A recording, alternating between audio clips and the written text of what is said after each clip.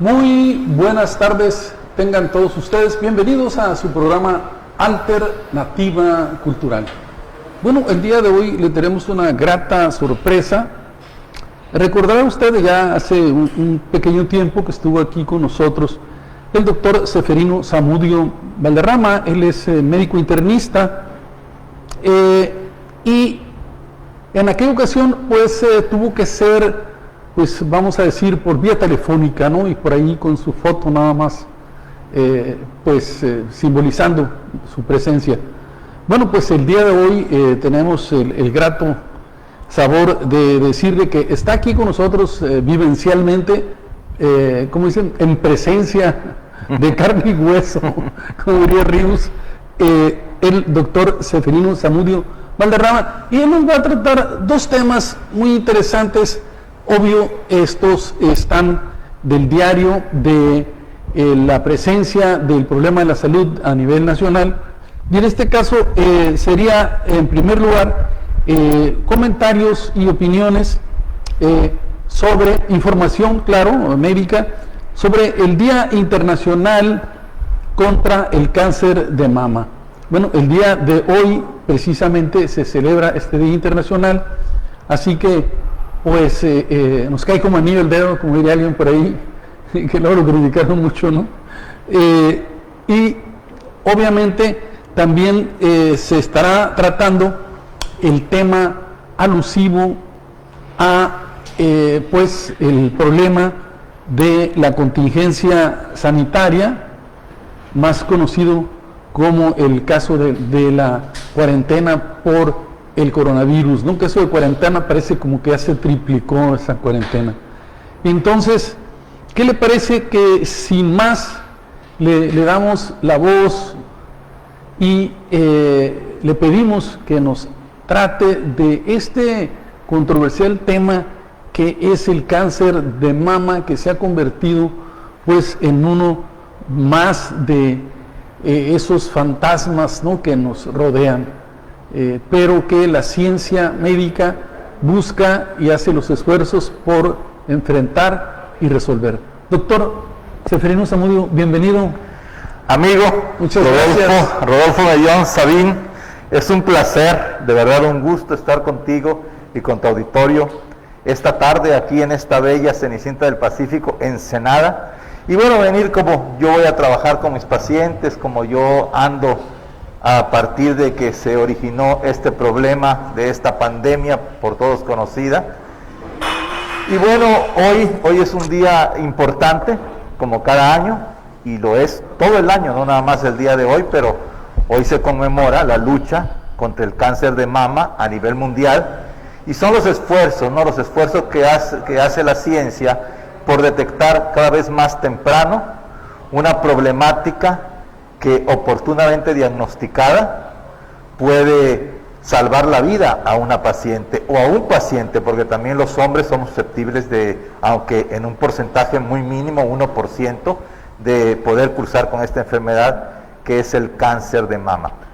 Como todo, querido amigo, como todo tumor, si tú lo detectas cuando es muy pequeño, por decir algo, del tamaño de la cabecita de un alfiler o de una lenteja, pues es totalmente curable donde se encuentre, en el tejido que se encuentre. Es muy difícil que ya se haya ramificado, o sea, que ya haya dado semillas a otros lados del organismo. Si ya tú lo detectas cuando está como una caniquita, pues hay que hacer revisiones a ver si no están involucradas las cadenas ganglionares, que son las vías para diseminar un problema. Y bueno, cuando ya está del tamaño de una pelotita de ping pong, entonces sí, más de 5 centímetros, entonces sí la cosa se pone difícil y vamos a decir que vamos contra corriente. ¿Cuál es la problemática que tenemos en México y en el mundo sobre el cáncer de mama? Pues es el cáncer en la mujer, es el tumor maligno en la mujer que más defunciones causa al año. En México se detectan alrededor de 27,000 casos anuales, esto es un promedio de un poco más de 60 casos por día, y bueno, desafortunadamente solamente el 15% de esos 27,000 casos que se detectan por primera vez se detectan en forma temprana. Esto quiere decir cuando todavía es factible que se cure totalmente. Entonces, si ya se detectan en estadios más avanzados, la posibilidad de curación pues va disminuyendo, y también pues son más cruentos los tratamientos, son más terrible la situación para la mujer que llega a cursar con este problema. Por eso se hacen estas campañas, Rodolfo, estas campañas de información a la población, porque nos preguntamos por qué, si hay mastógrafos, que es un estudio, la mastografía, que puede detectar esto tempranamente, ¿por qué no hay una cobertura adecuada? Fíjate, hay mastógrafos en toda la República, en el sector salud, en el Seguro Social, en el ISSSTE, hospitales privados, y solamente hay una cobertura de detección de aproximadamente un 25%, 27%, 23%. Esto quiere decir que para que realmente esto fuera efectivo, teníamos que tener una cobertura de un 70, 75%.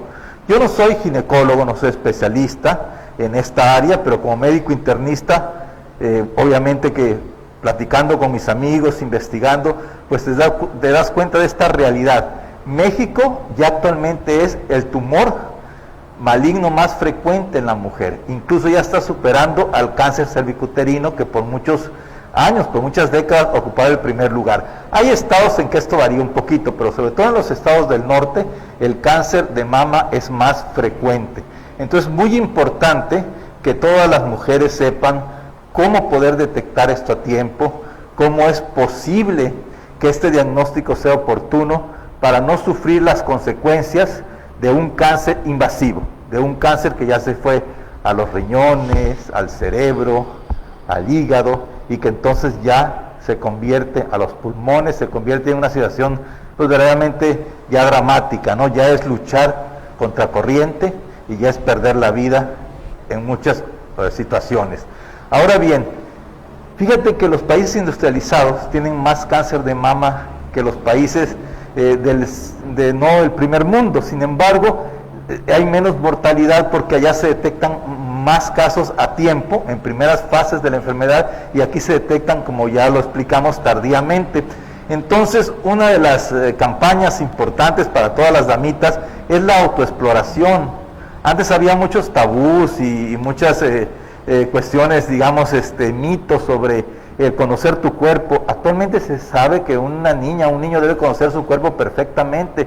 Ya todas las jovencitas que ya menstruan, ¿verdad?, que ya tienen una edad, digamos 19, 20, 21 años, deben de hacerse el examen, la autoexploración, siempre.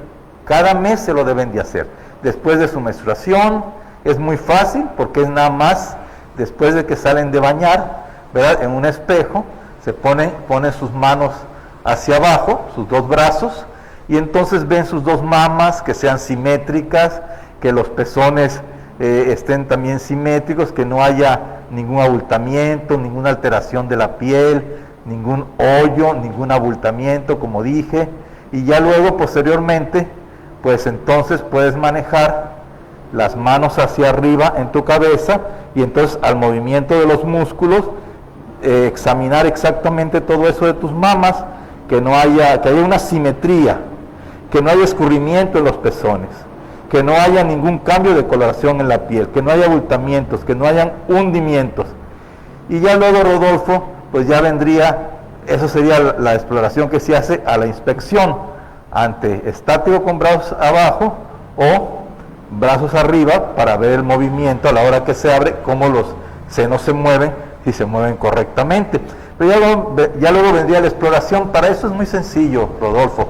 Es nada más, por decirte algo, con tu mano derecha vas a examinarte tu seno izquierdo y lo vas a dividir en 4 partes, en 4 cuadrantes.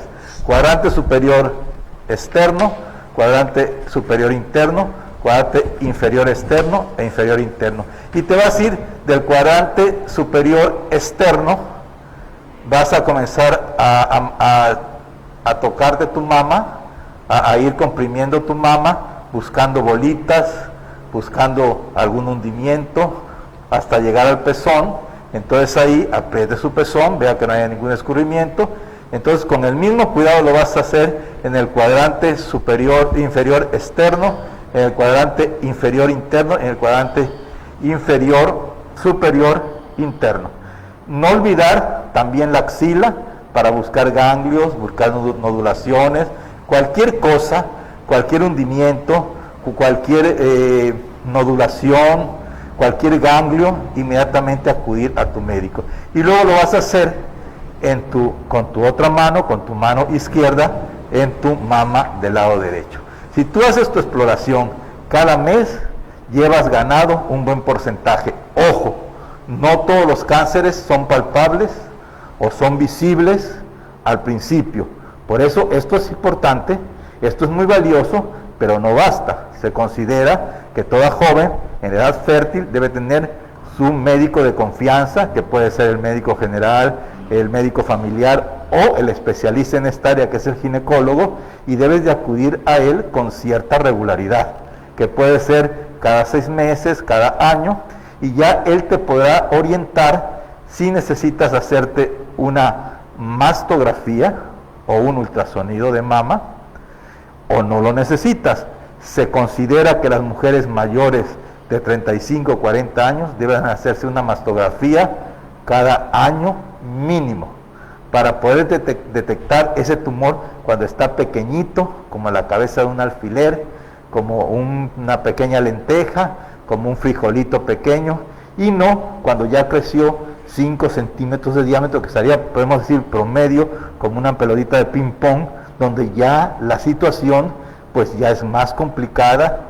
Y bueno, siempre en estos casos, Rodolfo, vale más un grito a tiempo que 1000 después. Pues muy interesante esta información, doctor, sobre todo que en un momento determinado, efectivamente, como tú lo mencionas, hay un problema grave, diríamos, tú mismo lo señalas, que es no solamente el temor a que algo así vaya a ocurrir, sino precisamente la desidia, producto también de la ignorancia o del miedo en ocasiones, que no queremos enfrentar nuestra realidad.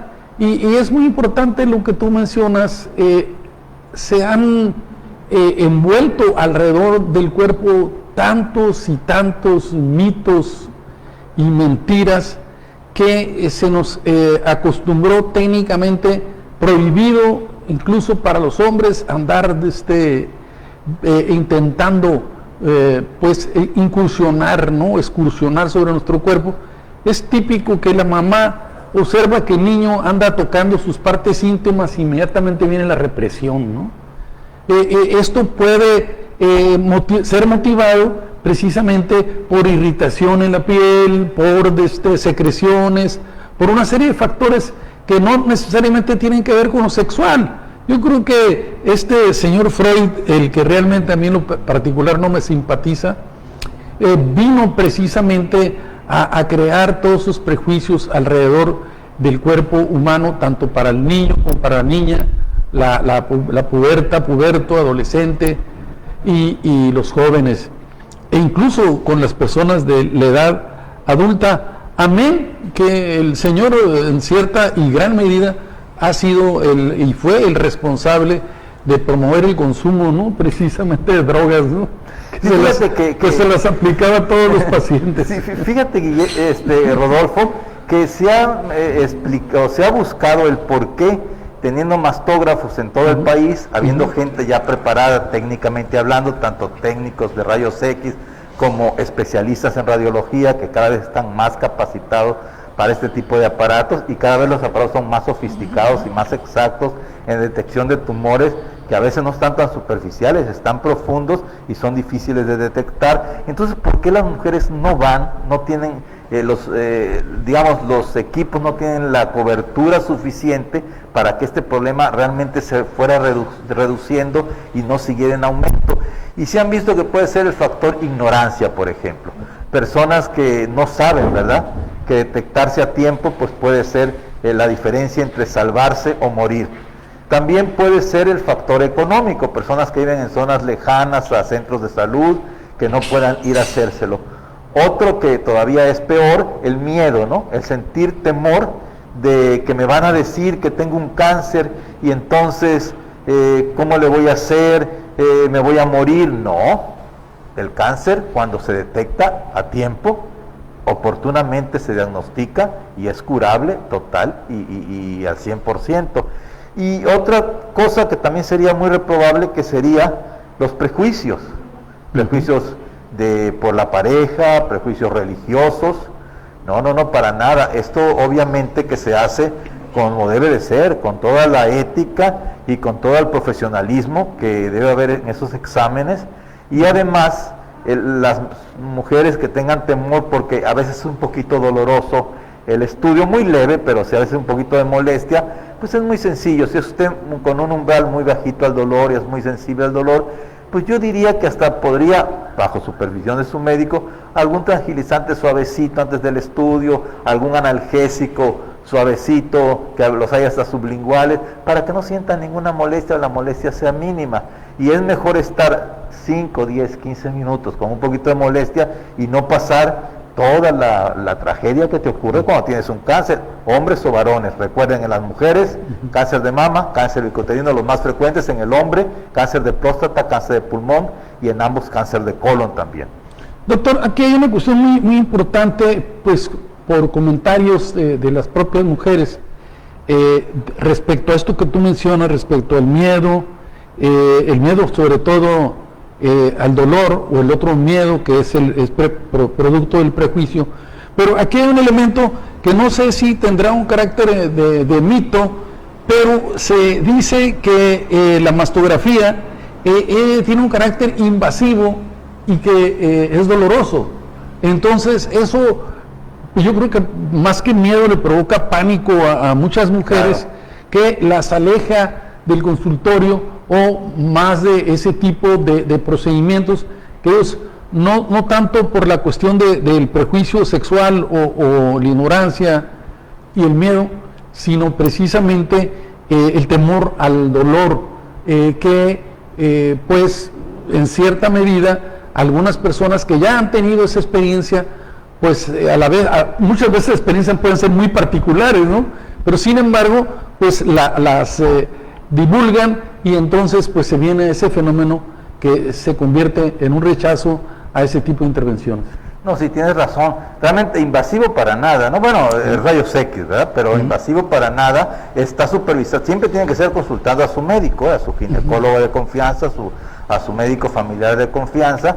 Y respecto al dolor, pues un poco molesto. En realidad es una cosa totalmente soportable y nada que a mí nunca una paciente que yo se lo haya pedido para enviarla al ginecólogo antes de que lo vea, me ha referido que sienta demasiado dolor o que se le haya impedido el dolor que se haga el estudio. Yo creo que ese temor es más bien el nervio, ¿no? El nervio, ¿a qué me van a decir? A lo mejor me van a decir que tengo cáncer y me voy a morir. Es el peor error que podemos cometer, porque el que te diagnostiquen un problema, en ese momento ya lo estás reconociendo, ya se está tomando en cuenta y ya tienes posibilidad de curarte y de estar bien, que es lo más importante. La salud no se paga con nada, y un momento de molestia no va a evitar que te diagnostiquen una cosa que te puede costar la vida, ¿no? Me parece muy bien. Doctor, ¿algunas recomendaciones particulares que se dieran? Mencionabas tú los periodos de edad, de la adolescencia a la juventud, y sobre todo ya la entrada en la etapa de madurez a los 40, 45 años. Sí, realmente ya cuando la mujer es fértil, sobre todo si ya pasa 19, 20 años, tiene que estar ella consciente de que debe conocer perfectamente su organismo, no nada más sus mamas, todo su cuerpo, ¿no? Cualquier cosa rara, inmediatamente asistir con su médico. Y bueno, en estos casos, por supuesto que después de los 35, 40 años, a consideración de su médico de cabecera, su ginecólogo de cabecera en especial, pues ya podrá decirle en qué momento es conveniente hacerse cada año el estudio, ¿no? Que es promedio cuando se tiene que hacer, porque esos tumores, para que crezcan hasta 5 centímetros, digo, en más o menos en tiempo, serían como unos 4 o 5 años. Entonces necesitas dejar pasar mucho tiempo sin hacerte el estudio. A veces sucede, Rodolfo, Yo no veo estos casos directamente porque yo soy médico internista, pero siempre tengo la costumbre, cuando una paciente me va a consultar, porque es hipertensa, porque es diabética, porque tiene algún problema cardíaco, algún problema renal, alguna cuestión, gastroenteritis, una dispepsia, siempre les pregunto, tanto a hombres como a mujeres. A mujeres, ¿ya está usted al corriente con su papá Nicolau, o con su colposcopía, con su ginecólogo? ¿Ya está usted al corriente con su mamografía? A los varones, ¿está usted al corriente con su antígeno prostático, con una placa de tórax para ver sus pulmones, con su próstata? Y cuando me dicen que sí están al corriente, perfecto. Cuando no, les sugiero que vayan o con el urólogo, en el caso de la próstata, o con el ginecólogo, en el caso de la mama, o de problemas cervicuterinos, ¿verdad? Entonces, de esa manera, pues estamos tratando de informarles, para eso son estos programas, por eso es su utilidad, para que ustedes, cualquier duda, pues ustedes la puedan solventar, ¿no? Entonces, eso es lo que tendríamos de información el día de hoy sobre el cáncer de mama, para, siguiendo, si tú me lo permites, poder abordar el otro problema que mencionabas al principio. Sí, maestro, yo creo que vamos a ver lo siguiente, nada más una información. El 19 de octubre, Día Internacional de Lucha contra el Cáncer de Mama. El apoyo emocional es uno de los elementos clave para atención hacia las mujeres. Cada año se conmemora este día.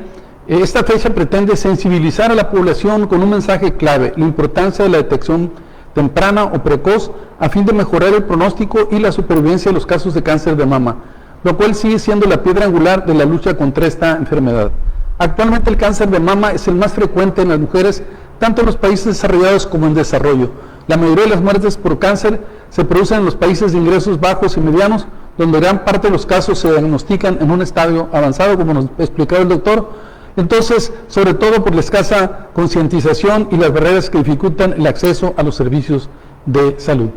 Bueno, ya lo dijo el doctor, vamos a entrar en un pequeño periodo, vamos a escuchar unos mensajes de nuestros patrocinadores y regresaremos con más aquí en esta interesante charla con el doctor Seferino Zamudio Valderrama. Regresamos.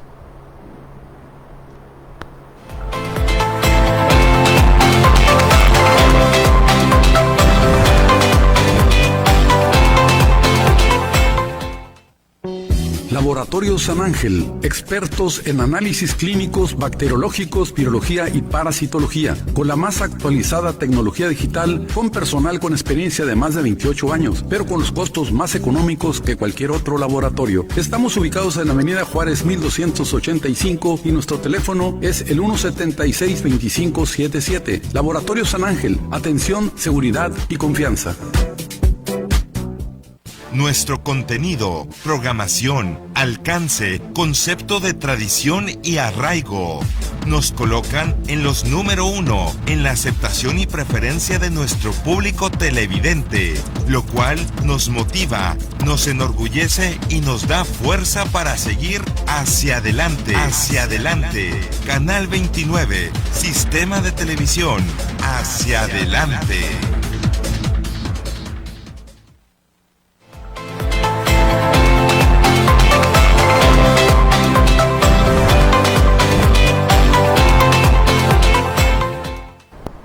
Bueno, continuando con esta interesante charla con el doctor Seferino Zamudio Valderrama, pues vamos a tratar de este tema tan controversial y que hablábamos hace un momento de los fantasmas, ¿no? Pues ahorita es el fantasma de moda, que es el coronavirus, que pues ha tenido en jaque a no toda la ciudad de Ensenada, ¿no? Ni de Baja California ni de México, sino de todo el planeta. No hay punto del planeta donde esta contingencia, esta pandemia, que ahora le quieren cambiar de nombre a sistemia, dicen ahora que ya no es una pandemia, sino que es una sistemia, porque pues hablan de que hay un conjunto de factores que están involucrados, que de una u otra manera inciden en que este flagelo pegue y golpee a una cantidad mayor de población. Ya sabemos, por ejemplo, de lo que se ha dicho, que es la cuestión de la comorbilidad, y esto implica precisamente el sobrepeso, la gordura, el problema de la hipertensión, problemas precisamente de próstata, como mencionaba el doctor, y problemas de las vías respiratorias crónicos, degenerativos, problemas cardiovasculares, en fin, famosa diabetes, entre otros problemas que pues de una u otra manera provocan e inciden en que este problema se vuelva más complicado de atender y de tratar. Pero dentro de la cuestión de la sistemia, pues también entran otros elementos, que es precisamente la cultura, ¿sí?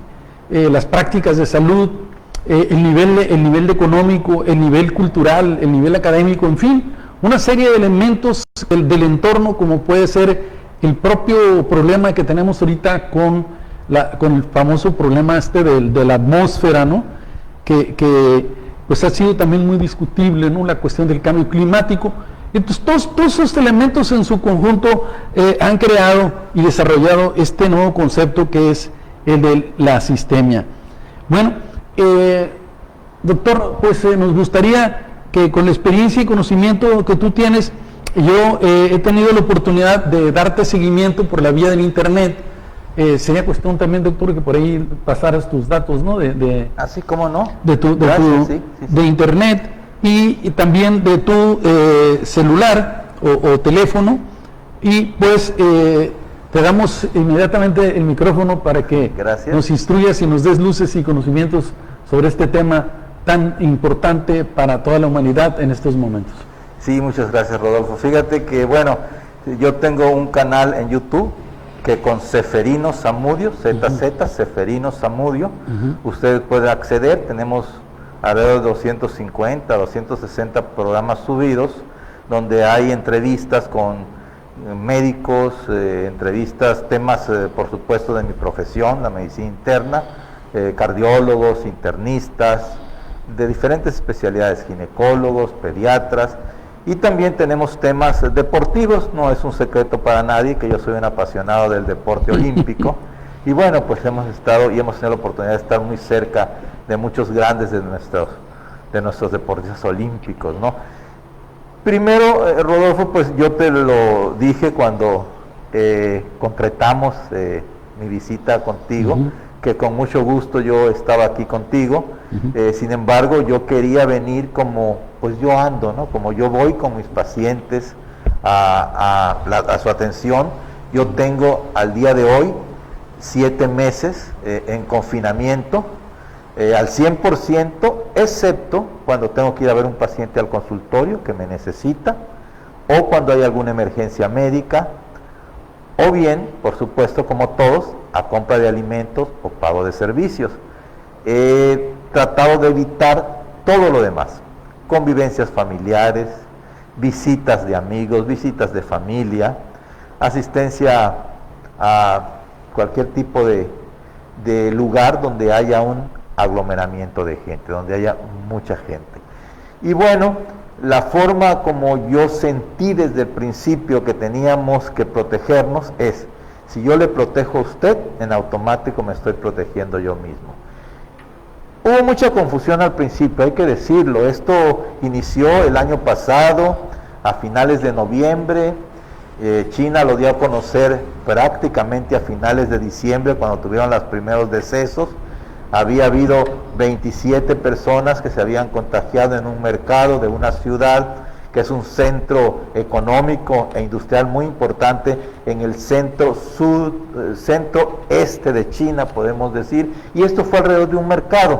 Entonces enseguida se comenzaron a manejar la situación de que un mercado, bueno, podía ser algún alimento de alguno de los animales que ellos ahí consumían, y es una zona donde uno de los platillos exóticos, muy exóticos para nosotros, pues sería la sopa de murciélago o la sopa de víbora. Y entonces se consideró que como el murciélago y la víbora podía ser un huésped intermediario de un virus que ya se conocía, que era el coronavirus, y entonces la cepa había mutado en ese huésped intermediario y había vuelto a infectar al hombre, pues se consideró, las primeras informaciones se debe a esta situación. Rápidamente la infección se extendió, tú lo recordarás, Rodolfo, como lo mencionamos en el programa anterior, a esa parte de Asia, ¿no? A Japón, a Corea, a Singapur, a Hong Kong, a Tailandia y a Estados Unidos, a Nueva York fue el primer punto. Entonces ahí se lanzaron las alertas y poco después, vamos a decir, ya a finales de febrero, principios de marzo, ya se consideraba que esto era una pandemia. Eso quiere decir de una epidemia, que es en una alza de una enfermedad infecciosa en un área, ya se extiende, podemos decir, mundialmente.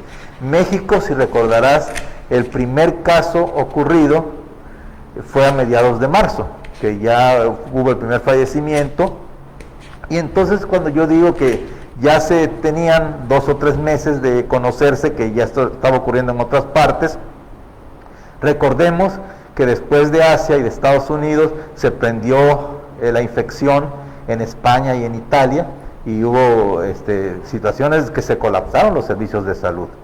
Entonces, yo pienso que desde el principio hubo como que cierta información un poquito confusa, ¿no? De que, pues, a mí me protege una estampita religiosa, que yo soy un hombre de fe como médico, y yo creo que es muy válido que todos tengamos la fe en algo, pero bueno, de eso a decir, a mí me protege una estampita religiosa, pues te podrá proteger, pero una infección viral tienes que tomar tus medidas adecuadas, que en parte México las tomó. Simplemente la Secretaría de Salud en aquel momento, el doctor López-Gatell, que es un médico internista con un doctorado en epidemiología, un hombre bien preparado, pues decía, yo recuerdo, las medidas adecuadas, eso es a finales de marzo, principios de abril, es que usted se lave las manos frecuentemente, que no se toque boca, nariz o ojos, porque entra por las mucosas este virus, y también, por supuesto, una sana distancia de 1,5 metros, 2 metros, y si no tiene a qué salir, confinarse en su domicilio.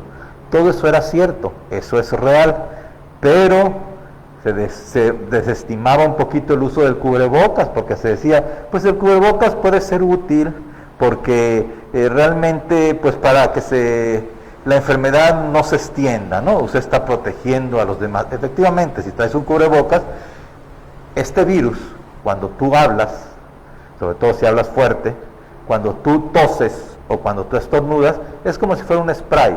Lanza las gotitas de flush, de saliva, microscópicas, ahí viene el virus, que es un virus pesado, tiende a precipitarse, pero si las gotitas son muy pequeñas, se precipita rápido. Si son un poquito más grandes, son más grandes, se precipita rápido, si son pequeñas, se mantiene en el ambiente como un spray. Entonces, si tú llegas después, unos minutos después, hasta unas horas después, a lo mejor puedes tener el virus, tanto por los ojos, la nariz o la boca. Entonces, si yo como médico estoy atendiendo pacientes, pues la forma de proteger a mis pacientes, ¿cómo va a ser? Con un cubrebocas, con una mascarilla de acrílico sellada, con guantes, un traje a un lado, que llegando a casa, los zapatos quedan afuera, lo demás se echa a lavar, lo que es la ropa, o se desinfecta lo demás, y bueno, hay partes de esto que no entran a casa por la responsabilidad con la familia, y uno inmediatamente irá a bañarse. Y por supuesto el lavado de manos y la distancia prudente también es conveniente.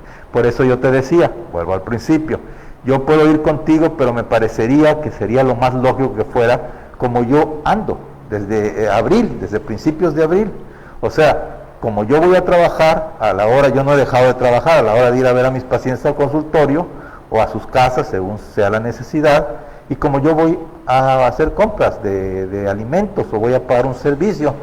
Entonces, hay personas, Rodolfo, que lo ven mal, me ha tocado, que te ven como raro, ¿por qué el señor anda así? Estará enfermo, hasta se asustan. No, por supuesto que si estuviera enfermo, pues estaría confinado en mi casa, sin ánimo, con fiebre, sin ánimo de poder salir a la calle, a nada. Ando así para proteger a las personas que están frente a mí, sea un paciente, sea la cajera de un mercado, sea una persona que se me cruce en el camino, y yo siento que protegiendo a la persona de enfrente, en automático me estoy protegiendo yo, porque esa persona, si yo le infecto, puede infectar a otra persona. Y van a decir, bueno, ¿cómo lo voy a infectar si no está enfermo? Porque el problema de esta virosis, el problema del coronavirus, el problema del COVID SARS-2, que es el nombre correcto de la enfermedad que se conoce como COVID-19, es que el virus, tú puedes tenerlo y sin embargo puede ser portador asintomático y no tener ninguna molestia, ningún síntoma y nunca tener francamente la enfermedad, o puede tener una gripa ligera y hasta ahí quedó la situación, pero también puede llegar a involucrar una enfermedad más grave, sobre todo pulmonar, donde se viene una neumonía, donde hay una inflamación generalizada de todos los tejidos. Es un poquito difícil explicarlo tan minuciosamente, pero hay una inflamación de todos los tejidos, se crea lo que conocemos como un complejo antígeno-anticuerpo, se forman trombos en ese tejido inflamado y esos trombos pueden llegar a viajar y pueden causar un infarto, una embolia, un problema renal, un problema hepático, un problema cerebral. Entonces se convierte en una tromboembolia pulmonar en muchas ocasiones. Entonces la enfermedad puede ser desde muy simple y limitable con los protocolos de tratamiento que hasta ahorita se conocen, o necesitar oxígeno y entonces tener que hospitalizarte o tenerlo en tu casa con una supervisión médica, o bien si tu saturación en la sangre baja a límites drásticos, dramáticos, puedes llegar a tener que intubarte para que un aparato mecánico haga la función de tus pulmones, y entonces la cosa ya se convierte en una situación de mucha gravedad y de, ahora sí que puede ser la vida o la muerte. Las personas mayores de 50 años tenemos 5 veces más posibilidades de complicarnos si nos infectamos. Infectarse se puede infectar cualquiera, desde el niño de 1 año, unos meses, hasta el señor o la señora de más de 100 años. Pero complicarse, las personas mayores son 5 veces más frecuentes, o las personas que, como mencionó Rodolfo, tienen condiciones de comorbilidad, y él ya mencionó estas condiciones, no las voy a repetir. Entonces, el hecho de que tú te infectes siendo joven, no quiere decir tampoco que no te puedes agravar. Se han dado casos de personas muy jóvenes que han muerto por COVID, y hasta niños han muerto por COVID, los han entubado y han muerto. Claro, es menos frecuente, afortunadamente, ¿verdad?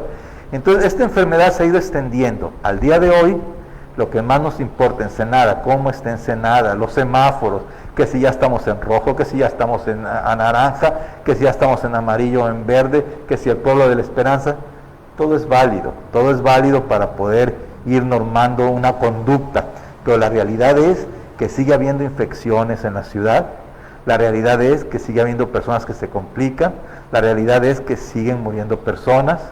Hasta el día de hoy lo reportado son 404 fallecimientos por coronavirus comprobados y 65, 70 casos activos, ¿verdad? Y otros 200, casi 250 de casos sospechosos.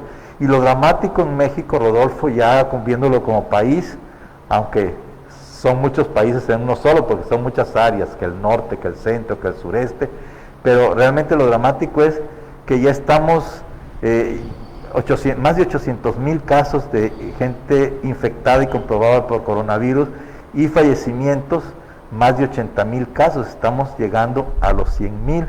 Yo recuerdo que el doctor López-Gatell hace 3, 4 meses decía que si llegamos a 60,000 fallecimientos sería una catástrofe, sería catastrófico. Pues ya llegamos, ya sobrepasamos, estamos en 80,000. Y lo más triste del caso, que seguimos viendo gente en la calle sin cubrebocas, seguimos viendo gente que se pone el cubrebocas para entrar a un lugar y se lo quita cuando sale, seguimos viendo gente que escupe en la calle, que escupe en la tienda, gente que parece que le dices acércate, ¿no? Porque está uno guardando su distancia y se te pegan, ¿no? A ver, o se asustan o se te pegan. Realmente es de cortesía. Si yo voy a pagar en una caja, ya sea de banco, aunque los bancos están bien controlados, ¿verdad? Pero, o ya sea de un mercado, es de cortesía guardar una distancia de 2 metros, más de 1,5 metros, 2 metros, esperar a que otra persona termine de pagar, esperar a que otra persona empaque sus cosas o le ayuden a empacarlo, y ya tú te diriges. ¿Qué pierdes? 3, 4, 5 minutos. Es mejor perder esos 4 o 5 minutos y no perder la salud y poder perder la vida. Es cierto, esto no es cómodo, lo he traído 7 meses, no es cómodo, pero prefiero estar en una situación así y yo pensar, la seguridad al 100 no la tenemos nadie. Si salimos de nuestra casa, aún con esto, te puedes infectar. Eso es una realidad. ¿Por qué? Porque el virus sobrevive en varias superficies durante varios días, ya sea vidrio, ya sea hule, ya sea madera, ya sea metal, y bueno, como tú dices, hay muchas versiones, de que sobrevive un mes, antes decían 8 días, 15 días, un mes en el metal, de que sobrevive en el papel tanto, en la tela tanto. Entonces, bueno, pues obviamente que la ropa de calle pues debe de lavarse en cuanto llegas a tu casa, tú debes de bañarte, y ya dentro de tu casa, pues los zapatos de calle afuera, tus zapatos de casa en casa, y estarte lavando las manos, como siempre lo hemos hecho, antes y después de ingerir alimentos, después de ir al baño, no te vas a estar tocando la cara. Yo también veo que esto es práctico, por ejemplo, lo que traigo, porque dice, no hay que moverse el cubrebocas porque uno se puede contaminar. Pues aunque quiera moverme el cubrebocas no puedo, porque traigo una mascarilla de acrílico enfrente, y eso me lo recuerda. Esto, ok, son guantes, se pueden contaminar, pero los puedo lavar y desinfectar, o tirar en una bolsita sellada, porque las personas que recogen la basura también se pueden infectar. Entonces sellarla y ya tirarlos, y lavarle tus manos como si no los trajeras. Pero siento que entre más protección tengas, entre más conciencia social tengas, entre más tú te des cuenta de que es importante de que todos caminemos en un mismo fin. Ahorita no importa lo que te digan las autoridades o lo que las autoridades hagan, ellos han hecho su parte, bien o mal lo han hecho. Ahorita ya no importa el semáforo, ahorita importamos nosotros, porque si decimos han muerto 80,000 personas, 85,000 personas, bueno, en 130 millones de habitantes que somos en México, es un mínimo, pero el que perdió a su mamá, a su papá, a su hijo, a su esposa, a su hermano, no valen las estadísticas, vale el dolor de haber perdido un familiar. Sí, doctor, aquí hay una cuestión muy importante, y fíjate que paradójicamente tú mismo representas no el problema, ¿no? Bueno, sí, representas el problema, claro. Precisamente, ¿no? El hecho de que una persona, lo percibe uno en la calle. Yo he contabilizado 1, 2, 3, 5, 10, a veces hasta 15 personas sin cubrebocas. Y estoy hablando de 15 personas de 18 que te encuentras en una calle, ¿no? Es decir, 15 no toman las medidas más mínimas, como tú mencionas, escupen en la calle, estornudan, tosen sin el famoso cuidado, incluso en los restaurantes, ¿no? Uno se topa con personas o cafés, con personas que estornudan, y estornudan hacia la libre, ¿no? ¿No? Ahí les van, ¿no? Como dices tú, como que una que mencionabas tú, que era como una pantalla, ¿no? Que si se mira a trasluz, pues es una bola gigantesca de gotitas, ¿no? Minúsculas. Y aquí viene precisamente el fenómeno ese, que esas personas que se encuentra uno, que no traen la mascarilla puesta, te miran y se burlan. O sea, eso es lo más increíble que se ve, y que las personas, como tú mencionas, que están vamos a decir, en un banco o están en un supermercado, simple y sencillamente en compras, pues la persona que tienes atrás, de repente la tienes casi pegada en la espalda, ¿no? Y volteas tú así a echarle una mirada, y te topas con que la persona o te mira con sensación de que la molestaste, o de plano reacciona de una manera agresiva, ¿no? Bueno, esto se da, pues, estamos hablando de la burla, el toser, el estornudar, la distancia. El problema de las aglomeraciones, simple y sencillamente, no digo nombres, pero 3 lugares donde yo acudo, que en un momento determinado, ahora que se pasó hablando de los colores, del rojo se pasó al naranja, y ya todo el mundo se quiere comportar como si estuviéramos en verde, ¿no? A pesar de que el mismo doctor Gatell menciona que incluso si algunas zonas llegaran a estar en verde, no significa que automáticamente estén a salvo de cualquier cosa, y este problema se ha reflejado en algunos estados del interior del país, que habían pasado del rojo al anaranjado, del anaranjado al amarillo, y del amarillo al verde, hurra, y entonces todo el mundo dice hurra, y a la playa, a los centros comerciales, a los cines, a los bares, a donde se pueda, ¿no? y es una aglomeración increíble de que la gente no toma la menor de las medidas de precaución, y lo vemos aquí en las playas, ¿no? Que las playas en momentos determinados se aglomeran, y no solamente eso, sino que la gente deja un sinfín de basuras ahí que contribuyen a deteriorar el ambiente. Me dicen que en las playas han encontrado eran así primero chiquititas, ¿no? Lo crecieron, unas ratotas de este tamaño, ¿no? Que si medimos la cola yo creo que llega hasta por acá. Entonces, aquí estamos hablando del problema de la falta de conciencia, a pesar de la insistencia que se da, y aquí muchos medios de comunicación que malamente o tontejamente, diría yo, o sea, con mala leche, lo vemos en las charlas del doctor López-Gatell, que los medios de comunicación técnicamente burlándose. Acabamos de ver precisamente una mujer, Lili Telles, que era senadora, creo, por Morena, y le brinca al PAN, y desde ahí le brinca a López-Gatell y le dice hasta lo que se va a morir. Entonces, ese tipo de actitudes contribuyen negativamente a que la gente relaje su disciplina, que debería de tenerla de rígida y de control, en este caso, de esta contingencia sanitaria. Doctor. Sí, Rodolfo, pero una persona que tiene una educación firme y una convicción no puede claudicar ante lo que te diga la autoridad, o lo que tienes que tener tú un método de control y un método de disciplina, tanto en tu trabajo como en todo. Miren, los héroes en esta situación son nuestros compañeros médicos, sobre todo médicos jóvenes, porque los de mi rodado mayores pues estamos hasta cierto punto en la segunda fila, por decirlo de alguna manera. Ellos están en los centros de COVID. Ahí ha habido bajas importantes. México, hasta hace poco los reportes hablaba, la Organización Mundial de la Salud, que era el país donde había habido más muertos trabajadores de la salud, incluyendo enfermeras, enfermeros, médicos y otros servidores de la salud. Y esto es porque, bueno, pues son los que están al frente de los pacientes que están con COVID, graves o no graves, pero ya complicados.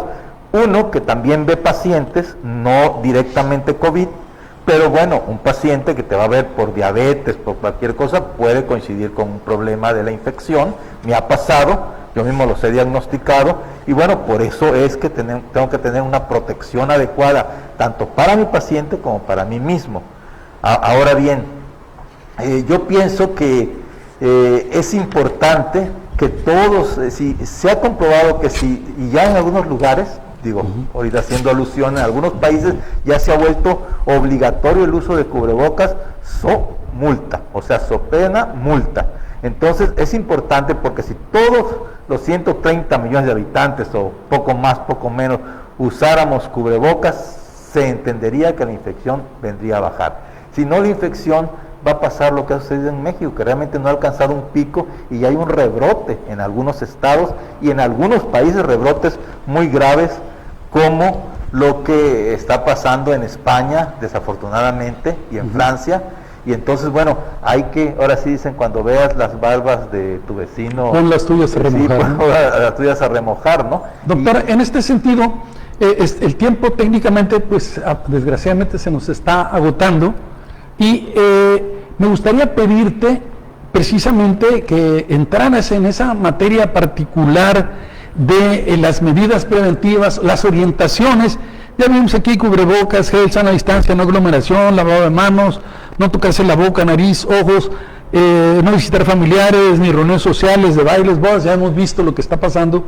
Y pues que en el carácter de la personalidad que tú representas como médico, precisamente la defensa y la protección de la salud y de la vida, pues que nos des un exhorto calando casi, no para todos, sino para a quienes, ¿cómo dicen? Les venga el saco, de hacerles un jalón de orejas, ¿no? Definitivamente, porque ciertas personas definitivamente se lo merecen, doctor. Pues yo pienso que no es válido no usar un cubrebocas, bien ajustado, porque si lo traes flojo y te lo estás sube y sube, de nada sirve, te estás autocontaminando. Y bueno, también tener conciencia de que a lo mejor si te enfermas, a lo mejor tú no te complicas porque tienes 15, 18, 20, 25 años, pero a lo mejor vas a visitar a tu abuelito, a tu mamá o a la mamá de la novia y ella se complica y se muere, lo que ha estado pasando. Familias enteras se han enfermado y entonces o se han contagiado y entonces esto puede ser dramático. Entonces tener una conciencia social y tener una educación y tener una conciencia cívica, ¿no? De que somos un país y como país tenemos que salir adelante. Esta problemática tampoco es catastrófica, tampoco es para pánico terrible. Así no, es, sí. Es para ayudarnos todos y salir adelante. Prevenir, exactamente. Esto es prevención para que no lleguemos a instancias peligrosas. Y bueno, tratar de cuidarte para cuidar a los demás, llevar una vida sana, llevar una alimentación sana, bien hidratado, cualquier infección respiratoria, gastrointestinal, cualquier fiebre, cualquier temperatura alta, calosfríos, dolor de huesos, dolor de cabeza, dolor de ojos, checarse la temperatura, monitorearse, sino inmediatamente acudir al médico de confianza, llamar por teléfono y él te orientará. Ya existen protocolos muy específicos para el tratamiento en cada fase de la enfermedad. Y eso es importante. No hay todavía un tratamiento específico, porque es una virosis que el antiviral es general, pero es el que mejor resultado ha dado. El antibiótico es el que mejor resultado ha dado. Las medidas de control de fiebre, de control de la inflamación, también están ya muy específicas cómo hacerlas y en qué momento se tiene que anticoagular al paciente también, porque aquí puede producirse una trombosis. Todo esto es importante. Y nuestros médicos están en Seguro Social y en Hospital General batiéndose día a día, arriesgando su vida para salvar tu vida. Entonces ayúdalos, no permitas que esos médicos, que esas enfermeras que existen en nuestra querida Ensenada, en nuestro querido puerto, vayan por fatiga a ya no soportar la carga de trabajo que ha sido muy dura durante estos 7 meses, y eso es un reconocimiento a todos mis compañeros de todo el país que han estado en los centros de COVID y sobre todo a aquellos que desafortunadamente han perdido la vida buscando tu salud, buscando que tú salves la tuya. Ayúdalos, ayudémoslos todos. No digas los voy a ayudar y salgas a reírte a la calle y a emborracharte a la calle mira, sí se puede apoyar, ya nada más como último porque sé que estamos ya en tiempo, sí se puede apoyar al comercio, así debe de ser, pero en lugar de ir al restaurante a lo mejor puedes llevarte la comida a tu casa y así lo apoyas y comes rico, lo que siempre te gusta comer, o si es un lugar abierto o que cerrado pero que cumple con las medidas de sana distancia, pues ir al restaurante, ir a donde tú vas, pero siempre con protección, siempre cuidándote tú y cuidando al que esté enfrente, es lo más importante. Pues muchas gracias por tu amabilidad. Doctor, por favor, es al contrario, las gracias son para ti. Yo creo que nuestro auditorio televidente, pues simple y sencillamente habrá tomado con esto una gran lección. Espero que sea ilustrativa, espero que se aplique en la vida diaria y a todas las edades, particularmente los niños y los jóvenes, que se debe evitar que anden precisamente en las calles moviéndose. Yo veo madres de familia que traen niños de brazos todavía de 5 o 7 meses en la calle, y tú dices, bueno, ¿qué les pasa, no? Bueno, pues el tiempo técnicamente se nos ha agotado. Te agradezco mucho, doctor Ceferino Zamudio Valderrama, médico internista, que has estado con nosotros. De veras que es altamente provechoso, ilustrativo la información que nos has proporcionado. Así que en nombre de toda la ciudadanía, pues te damos nuestro más grato reconocimiento. Muchas gracias. Buenas tardes. Bueno, pues escúchenos este próximo lunes aquí en su programa Alternativa Cultural. Un abrazo y pasen una semana excelente. Hasta pronto.